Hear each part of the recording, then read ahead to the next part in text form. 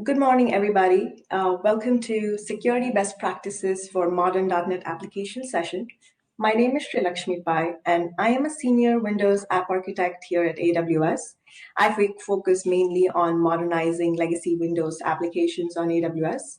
And I have Vijay with me. Vijay, do you want to introduce yourself? Sure.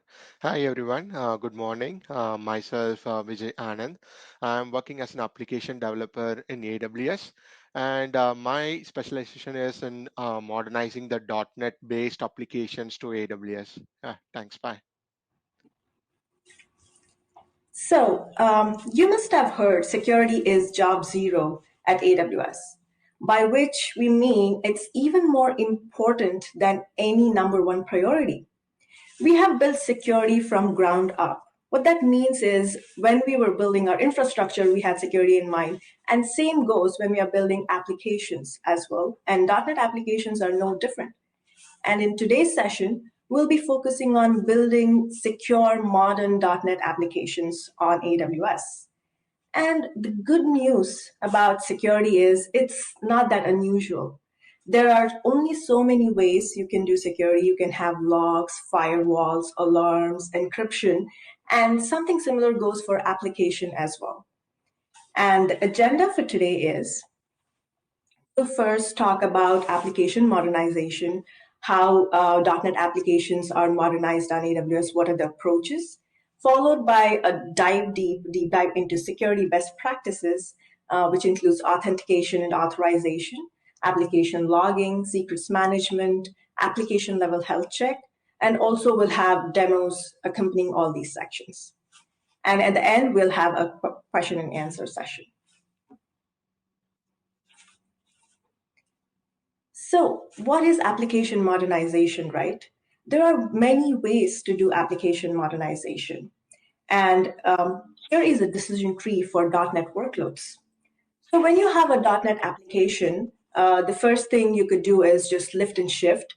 If you do not want to rewrite the code and quickly get onto AWS, and the reasons could be something like, your data center is up for renewal, or you are reaching end of support and you want to probably upgrade quickly and rehost your application on EC2. And that's a perfect way to start your modernization journey. And for that, first you will just rehost onto EC2 instances, or you could also go to Amazon AWS Elastic Beanstalk, which helps you orchestrate your infrastructure, and you don't have to manage that. So this is the quickest way to get onto AWS, but here there's not real modernization. You're still doing the same thing that you would be doing on your data center, managing your servers and all of that. But if you want to modernize and get those cloud native benefits, the second step could be containerization. So you could check if your application is containerizable and decide, yes, if it is containerizable, and you could see, oh, I would want to probably refactor into .NET Core and then move on to refactor option. Or you could also see, okay, no, probably since I am going to containerize and I want to stay on .NET Framework application, the options are to re-platform your application. That is, you will choose a Windows container. Microsoft recently realized, like containers are very useful things, and they release Windows Server containers, and you can host your .NET Framework applications on these containers and get all the container benefits like runtime consistency. You could scale up and down quickly with containers, and also you could gain some licensing benefits, licensing optimization by hosting many applications on one single container with one OS. So you could do that as well. And on AWS, you can host your containers on ECS or EKS, which is a Kubernetes option. So it could be Amazon ECS, Amazon EKS hosting Windows containers. Or if you want to have the complete control of it, you could also go on hosting your containers on Amazon EC2 Windows containers as well.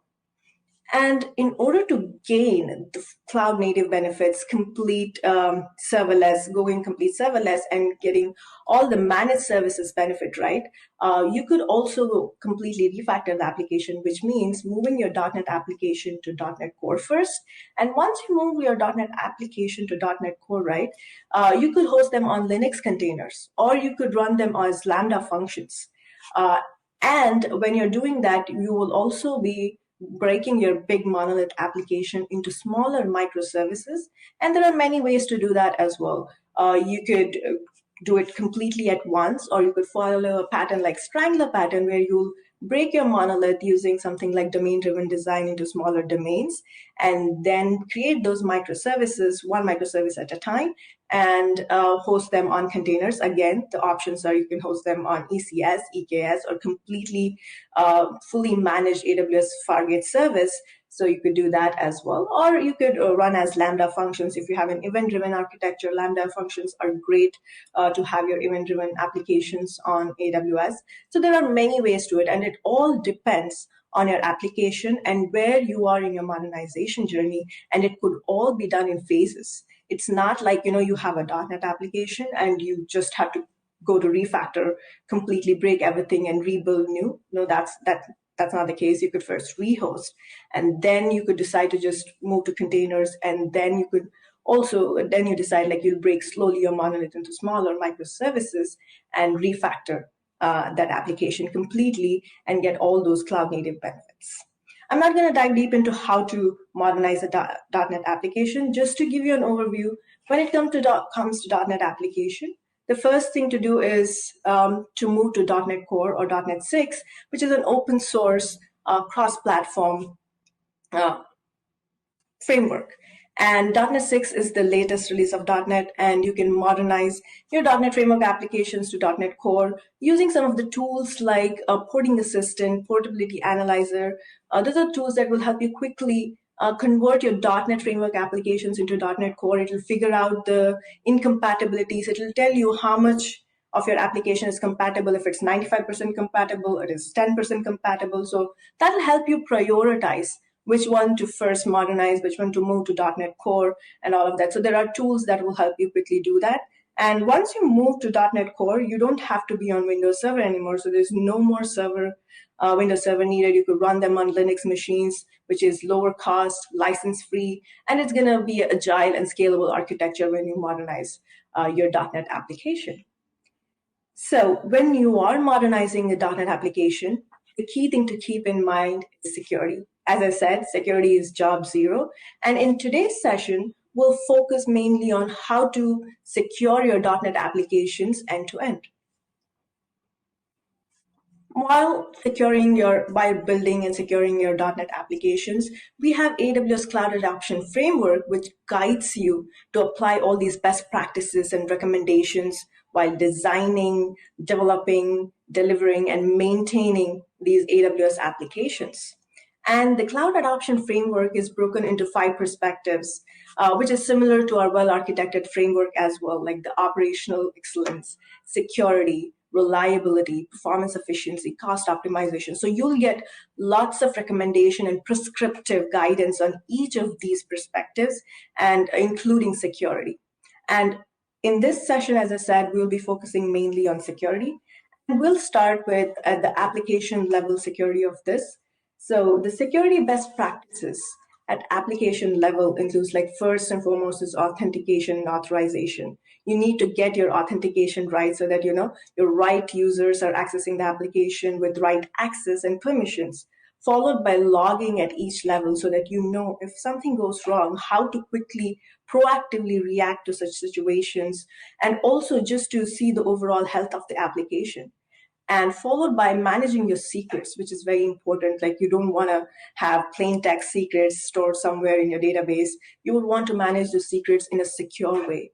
And also proactively do health checks of your application. So we'll also talk about application level health checks. So when it comes to authentication, right, how do we think about authenticating to AWS? So first of all, you have admin users accessing your AWS resources, and there's lots written about it. There's a lot of documentation, great documentation around how in private scenario, users are authenticated onto AWS. And also there's a lot written about middle tier security authentication, that is service to service authentication, like have an EC2 instance can access a DynamoDB or an RDS server using IAM policies and roles. So there's a lot of documentation there as well. In today's session, we will be focusing mainly on end users authentication scenario, where, in a non-private case where an application which is open to the internet, if a user wants to authenticate, how that can be done used on .NET applications. And when it comes to authentication, right, there are so many terms like Okta, SAML, JWT. These terms there are many, and it's complicated, and they don't mean anything when you just throw them out, right? So we'll talk more about how you can authenticate and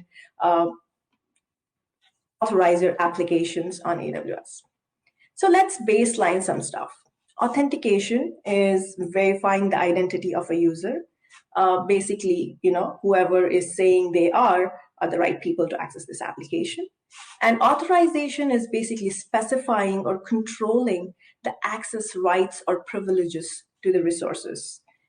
And it is very important to get authentication and authorization right. How do you get your identity right? Always security first, making sure the identity provider that you're using follows all these security best practices.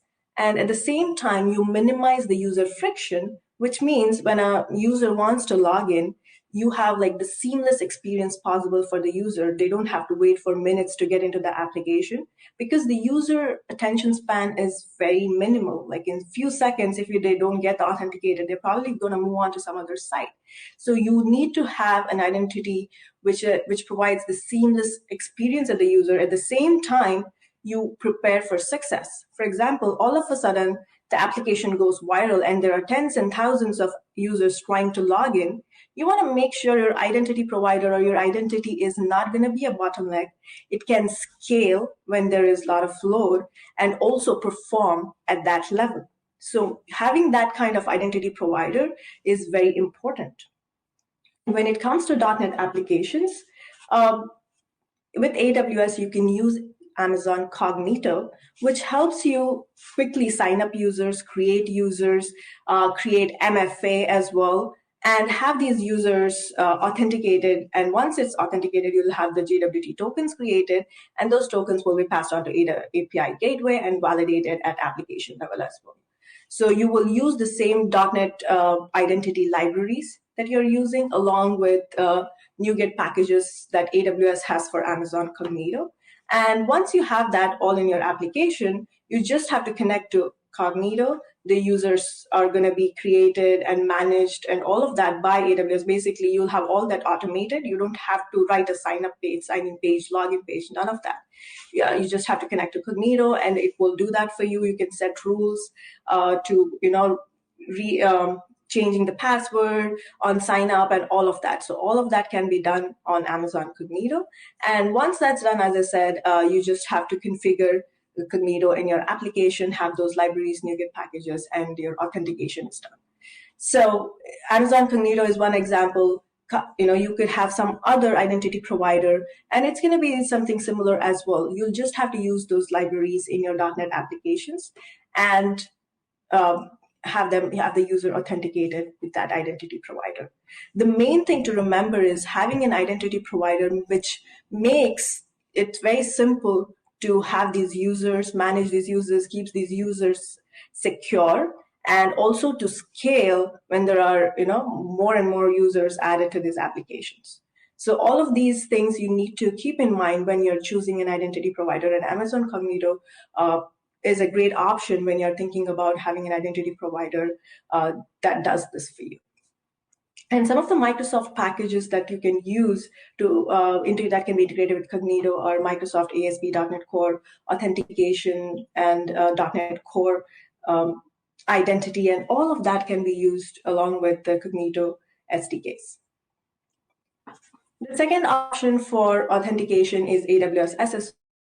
So whenever you have a customer who is using Azure or Okta, AWS SSO can be used to authenticate user, and it provides a seamless experience where the user just logs in once and can access all these applications, basically your AWS console, the business cloud applications, the custom SAML applications, all of that using Amazon SSO. It's a single sign-on process. And if you have a custom SAML application, you just have to, again, have the service provider to use Amazon AWS SSO and use those same claims that were generated to authenticate these and authorize these users. And AWS SSO supports automatic provisioning of user and group information from Azure AD into AWS SSO using this system for cross-domain identity management. You configure this connection in Azure AD using SEIM endpoint for AWS SSO and a bearer token that is created automatically by AWS SSO. So when you configure SEIM synchronization, you create a mapping of your user attributes in Azure AD to the named attributes in AWS SSO. So this causes the expected attributes to match between AWS SSO and your IDP.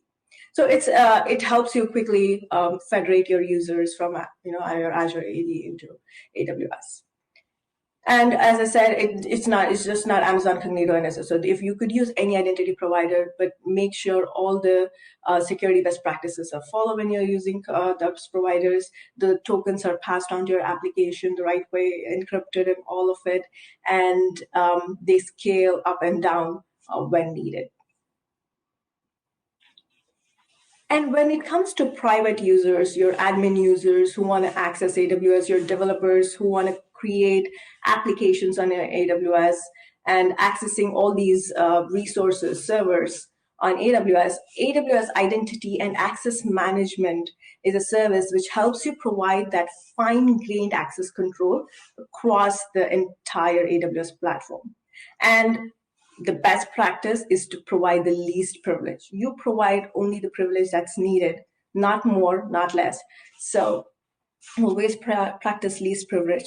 And when it comes to development environment, right, when the developers want to quickly create applications, deploy them, test them, the way to do it is not just by giving access to RDP or something. It's just creating these access ID and secret access keys, and using that, providing access to your AWS environments. And when it comes to production environment, never have your users directly access, never use access key ID or secret key access. Just use IAM roles and assume those roles to access your production environment. And we always say, like, no human should be accessing production environment. It should all be through your scripts, your pipelines, all of that should be accessing your AWS environments, again, through IAM roles, not direct user access. So using identity IAM, you can have your services talk to each other using roles, again, assuming roles, provide least privilege, and also accessing different environments using IAM roles, access key IDs, and secret access key.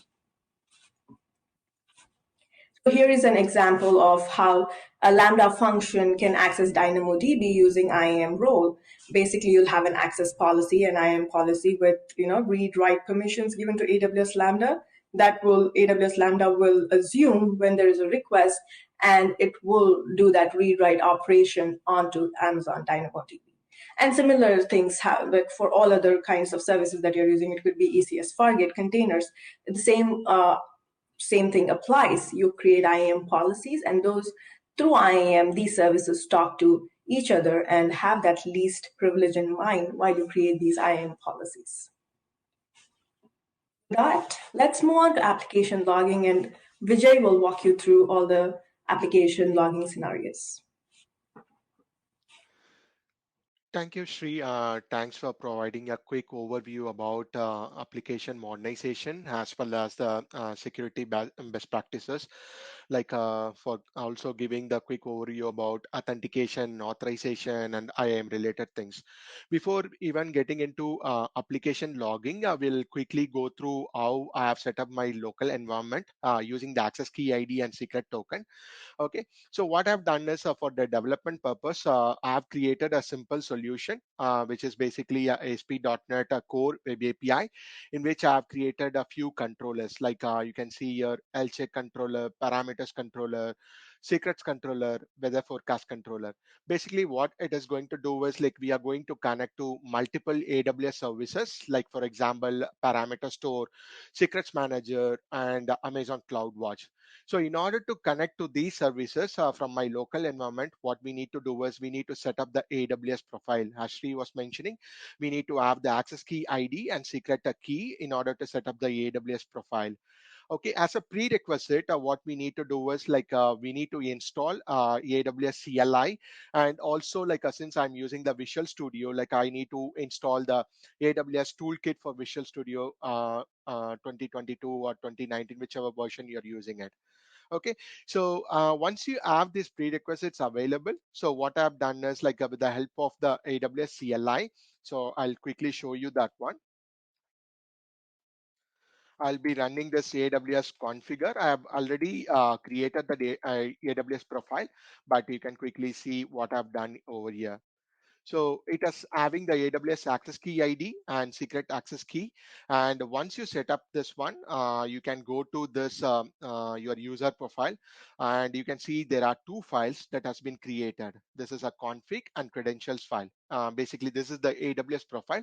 And when you are running any application from Visual Studio, it will be taking this default profile in order to access the AWS services. And when it comes to the production environment, as Steve was mentioning, it can be Lambda, it can be ECS, or it can be EKS, whatever it is. Like we should not be using the access key ID and secret key. Okay, instead of that, what we will be doing is we'll be creating the roles. So this is a demo Lambda function. You can see here in under the configuration, you can see the permissions. I've been using this Lambda execution rule. In case like for this example, like if this Lambda function needs to access the DynamoDB or like a CloudWatch or S3, what it will do is like this role should have permissions in order to access those services. So this is how we do in the production environment, whereas with the local development environment, we create the AWS profile with the help of access key ID and secret key. Okay.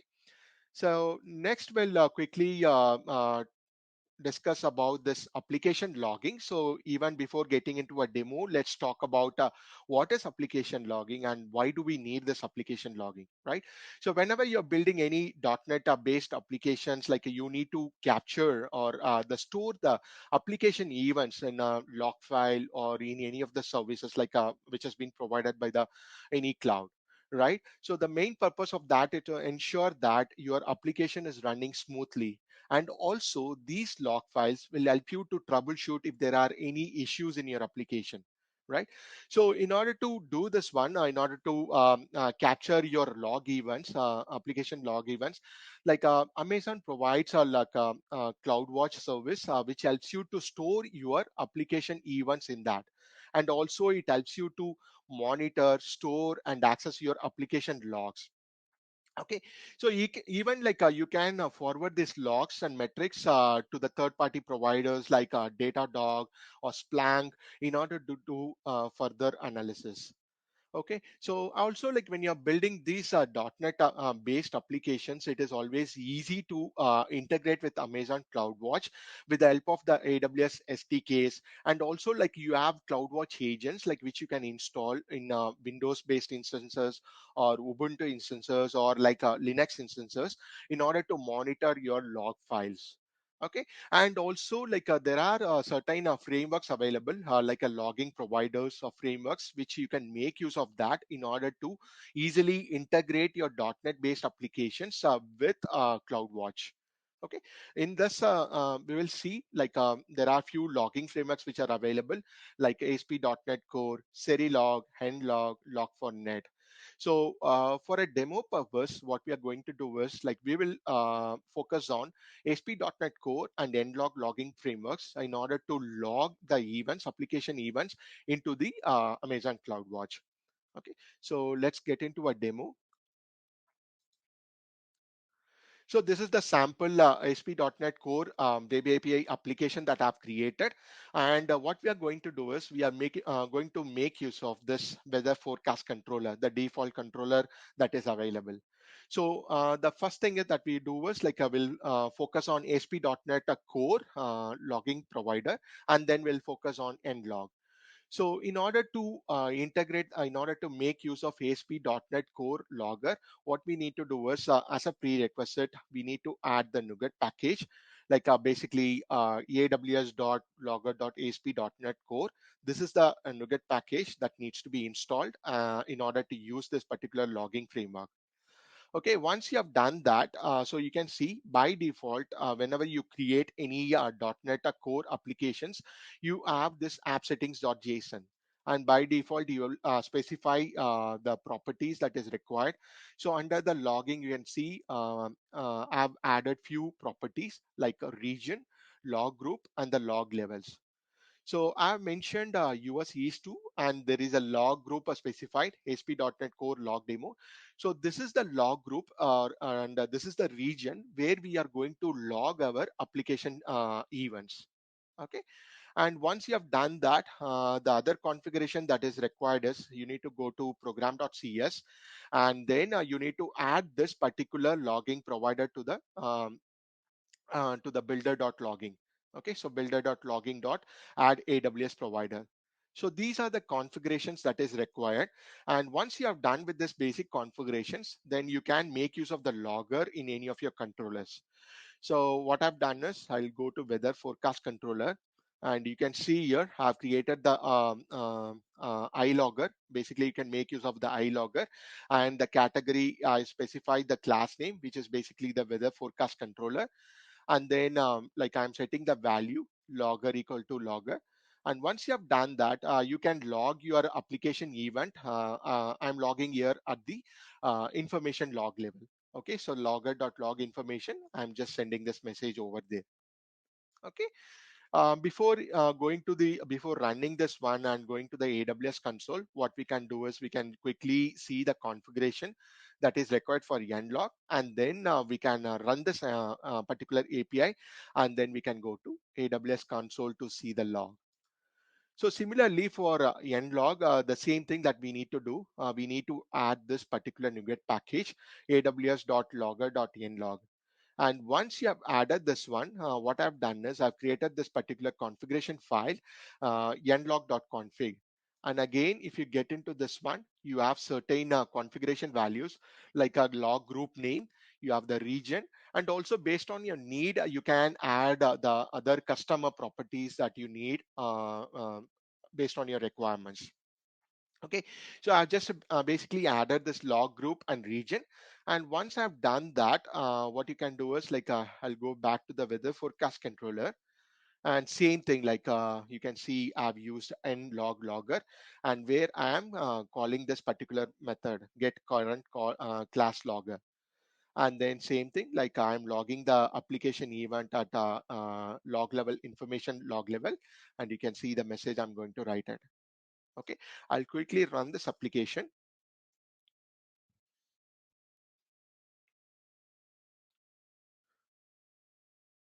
I'll just run this particular endpoint, which is like a weather forecast. So I'll try it out and execute it. Yeah.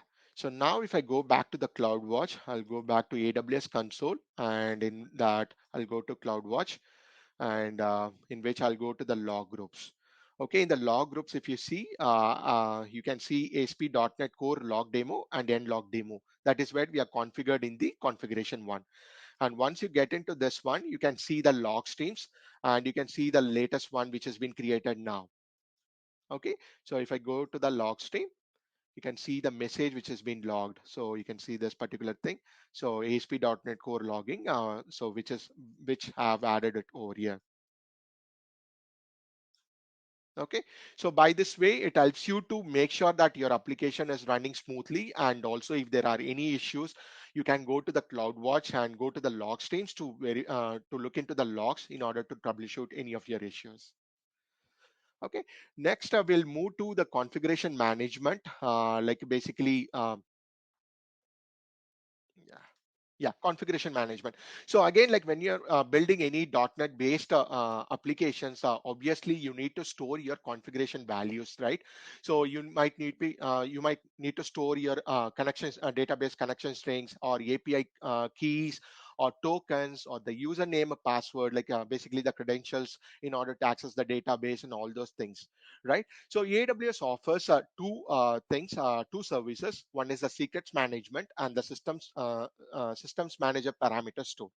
Okay, so when we are using the when in the legacy applications, and even if you see the .NET recent .NET Core applications, if you see, we have the web.config and app settings or JSON, where generally you store all your configuration values, like your credentials, your connection strings, and everything. So the problem here is like being the developer, generally what you do is like you checking the code along with these configuration files, right? And when you commit all this code and commit or push your code to the repository, then what happens is these configuration values or credentials are exposed to the public, and there is a high chance of the security breach, right? So in order to mitigate this, we can make use of the AWS offerings, AWS services, the secrets manager and parameter store, right? Okay, so we'll see there is a lot of similarities between the secrets manager and parameter store, but there is also a difference between these two services. We can quickly go through the demo and then see what are the differences, and based on the need and requirement, you can choose which service you need to use for your application. Okay, so let's talk about the secrets manager. So it helps you to protect your secrets, basically, which is required by your applications and the services, right? And also it securely stores, manages, encrypts, and also rotates your database credentials or API keys and other secrets. Okay, and also what it does is the AWS Secrets Manager provides a library called a caching library, client-side caching library for .NET, which makes it easy to access the secrets from the .NET applications. Okay, so and advantage of using this is like it makes use of the cache instead of every time you are sending a request to the secrets manager directly. Okay, so we'll quickly get into a demo of this secrets manager. So I'm going to use the same application like a ASP.NET Core Web API, and in which I've added a specific controller called Secrets Controller. Okay, so also we'll go to the AWS console and see how this has been configured, how I have created the secret. I'll showcase that one. Before that, we'll see what are the prerequisites that are required in order to configure the Secrets Manager in this particular application. Okay, as a first thing, what we need is in the NuGet package, we need to add this AWS SDK dot secrets manager dot caching, which is required. And then apart from that one, we'll go to the secrets controller, and we can see how we are calling this particular secrets manager one. Okay, so I have created this one secret name, which is really required in order to access the secret. And I'll show you how you can get this particular secret name from the AWS console. Because when you create a secret, ARN will be available for that particular secret. And we need to specify that in our environment variable, or you can even keep it in the app settings or JSON. And in case if it is deployed to Lambda or any of the containers, then we can make use of the environment variables. Okay, and in the constructor, if you see, I have just initiated this one. I'm secret manager cache, and then you can you can make use of this particular method called a get secret string in order to get the secret values. Okay, so before getting into the console, I'll run this particular endpoint and showcase what is the output. And then I'll go to the console, AWS console, and showcase what configuration I have done on how I've created the secret, and like how we can take the secret name from that. Okay, so I'll go back to the endpoint here. I'll go to API secrets. We've tried it out, and then I'll execute it. So you can see these are the connection string. These are the values that has been retrieved from the secrets manager. You can see the connection string and then the user name. Okay, so I'll go back to the AWS console. I'll go to Secrets Manager. So if you see here, I've created a new secret called dev my app. So always it is recommended to you create a secret name with this pattern, like basically provide the environment name, which is development environment here, and my app. It represents the your application name. Okay, and I'll get into this one. So once you create a secret, you can see the secret ARN, and you need to copy this one. This is where you need to pass it in the environment variable. Okay, this is the secret name that you will be using it in order to retrieve the values from this particular secret. And you can see there is an option to retrieve the secret value. I'll click here. Basically, you will be storing the key value pairs over here. Sorry. Like when you saw the endpoint result, you would have seen that connection string and the username, and these are the values for this secret keys. Okay, you can add n number of key value pairs over here, which you can retrieve it from the from your .NET based application. Sorry. Okay, and let's go to the next one. Let's talk about the parameter store. Okay, so parameter store, again, like when you want to store any configuration values like database strings or Amazon image API images, Amazon image, sorry, Amazon machine images, AMIs, or any license codes, or if you want to store any tokens, you can make use of the parameter store. We'll definitely see the difference. What is the difference between the secrets manager and parameter store? But before that, what we will do is we'll see how we can retrieve the values from the parameter store from using this .NET based application. Okay, so again, going back to the same application, let's see like what are the prerequisites that is required in order to access the parameter store. Okay, so I'll go to this packages and you can see like I've added this particular NuGet package, amazon.extensions.configuration.system manager. And then after that, you need to go to the program.cs where you need to add this particular thing like a builder.configuration.add systems manager, again like where you need to pass the parameter name, and again this parameter name is stored in the environment variable. Okay, so like you can also store it in the environment variable or app settings or JSON. App make use of this environment variable, and like you can see the AWS options where I have passed the region name. Okay, so these are the two things that is required in order to configure this one, builder.configuration.add systems manager. And once you have done with the configuration, I have created a separate controller for this parameters controller. And you can see here, so in this case, you can make use of the I configuration itself.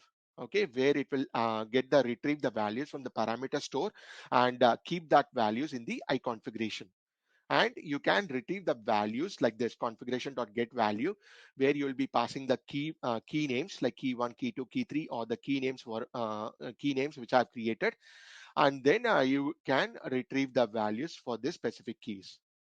Okay, we'll quickly run this endpoint, see the result, and then we can go get into the console to see how I've created this particular parameter. So I'll go back to my endpoint. Okay, so get parameters. I'll try it out, execute it, and you can see it has returned the values for key 1, key 2, and key 3. Okay, these are the values that I've stored. Okay, let's get back to the AWS Systems Manager. So I'll go back to the Systems Manager. So these are the three things that I've created. Okay, so develop again the if you see the pattern that I've followed, environment name, like basically this is the development environment, and application name, my app, and then the keys like key 1, key 2, key 3. And if I get into this one, I can see the value is value 1. Okay, so this is how you can make use of the parameter store and secrets manager in order to store all your secrets and configuration values, and you can easily retrieve that from your .NET based applications instead of storing that in the app settings.json, where there is a high chance of committing those things to the public repository, and there is a definitely there is a chance of for the security breach, right? So in order to avoid all those things, we can make use of this parameter store and the secrets manager. Okay, so there are a lot of similarities. Like here also you can store the config in both the services, you can store the configuration values, but we'll see like a few of the differences between these two services. Then based on the need, you can decide which service you wanted for your application. Okay, so in case like if you have a scenario where you want to store the secrets in multiple accounts, and if you want to access the secrets from multiple accounts, then the best approach would be the best service would be like a make use of the secrets manager, whereas you don't have that option in the parameter store. And also if you want to replicate your secrets in multiple regions, then you have an option in the secrets manager. Okay, and then also when it comes to the cost, there is a minimal cost involved for when you are using the secrets manager, whereas with the parameter store you have two things. One is the basic version, basic thing, and the advanced one. For basic you no need to there is no charge, and when you are using the advanced there is a charge involved. Okay, and also there is a limitation with the size. When you are storing the secrets in the secrets manager, the maximum size that you can store is 10 kb. And when it comes to the parameter store, you have two options. Like in the basic you can store up to 4 kb of size, and when it comes to the advanced one you can store up to 8 kb size. Okay, so these are some of the few differences between the parameter store and the secrets manager, and then you can definitely decide which one to use based on your need. Okay, so let's get into next one. Like let's talk about application health check. Okay, so whenever you're building your .NET based applications, definitely you need to ensure that your application is running without any issues, right? So the .NET Core itself provide the set of features along with certain features and middlewares which you can make use of it in order to check your application health status. Okay, so we'll quickly see a demo. I'll showcase that one. I've used a Microsoft extensions diagnostics. Okay, so if I go to the configuration, I'll go back to the program.cs. So only thing that you need to do is you need to register the service to the container, like a builder.services.add lchecks. This is the only thing that you need to do. And once you have done this one, I've created a controller for this, lcheck controller.cs. Okay, so like you can see the logic what I've done here. So I'm going to make use of this health check service and get the check health async. Okay, this will provide the status code of my application health. Okay, so I'll quickly run this particular endpoint. Okay, I'll try it out and then see I'll execute it. So once I execute it, you can see the status is 2, which means that my application is healthy. In case if the application is unhealthy, you will get the status code as 0. Okay, and if it is degraded, you will get the status code as 1. So it really helps you when you build the microservices using .NET based using a .NET, and also like when you're deploying your .NET based applications in the containers like ECS or EKS, or if you're using the application load balancers, then you can definitely check the health state, check the application health, and in case if it is unhealthy, then you can route the traffic to the healthy instances. Okay, so this is how you can make use of the default .NET Core features to check your application health, and then accordingly you can route the traffic. Yeah, and thank you, Sri. I'll give it over to you.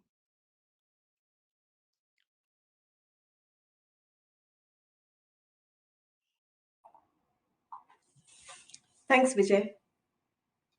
So let's talk about data protection. So right now we saw how the application can be secured by authenticating, authorizing, followed by logging, secrets management, how to store secrets, parameter store, and all of that. Uh, the last part to this is protecting your data when it's in transit and when it's in rest. So when it comes to data protection, encryption at transit is very important. You have to enforce encryption in transit. You have to have HTTPS protocol. throughout. And we always say that you have end-to-end encryption and encrypt everything.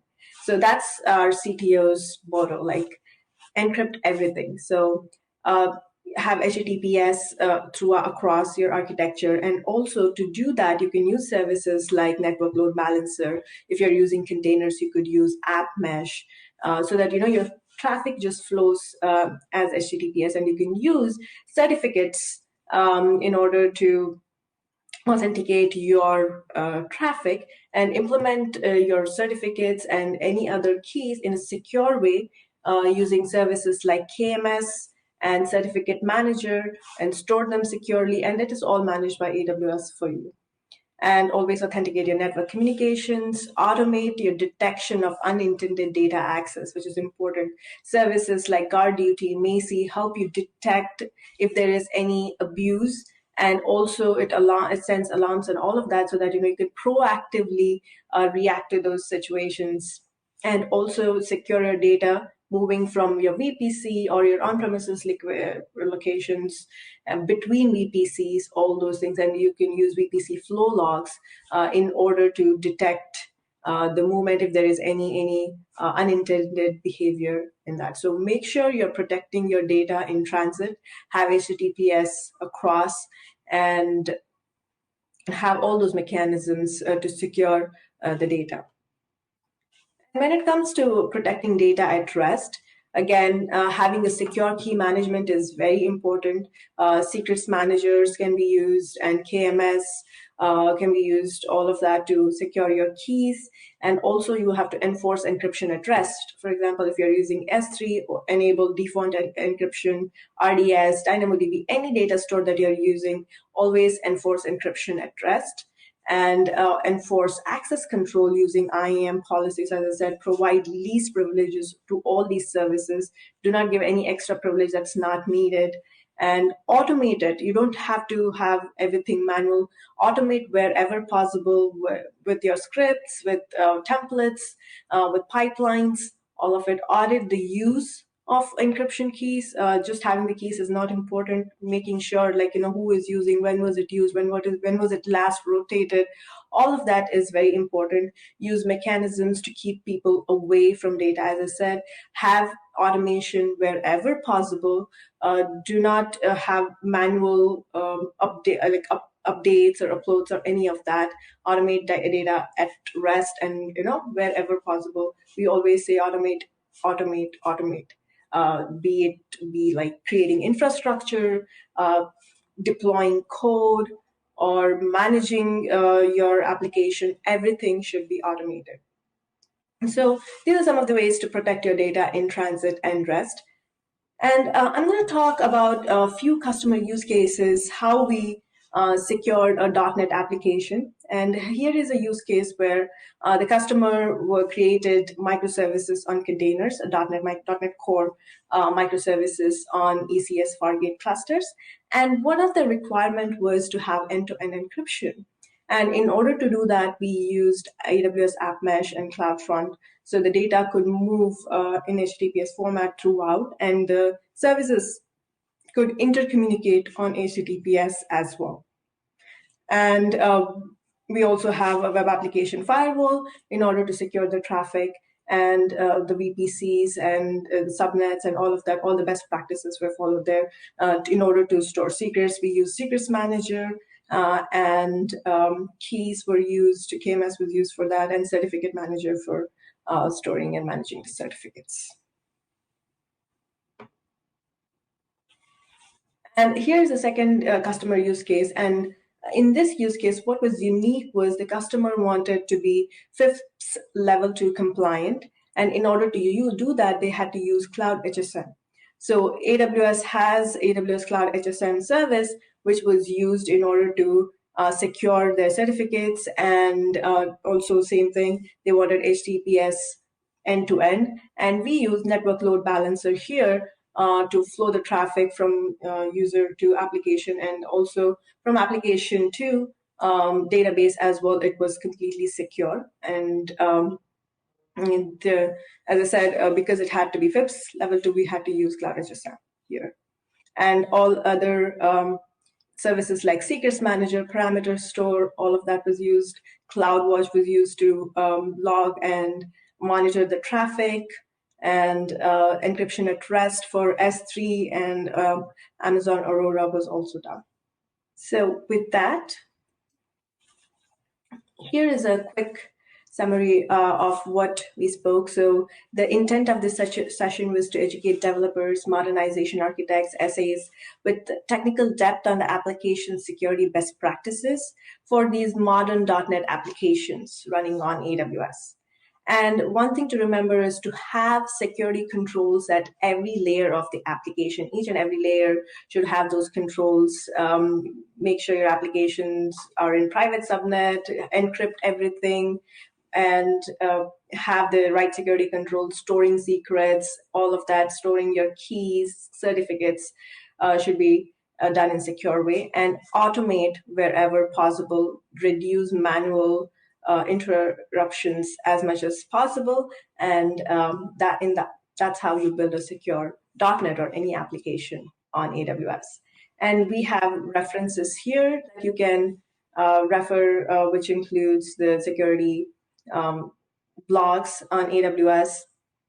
And we also have a white paper on .NET security best practices. Sorry, not a white paper, a prescriptive guidance blog on it, and we'll share that link as well. Thank you.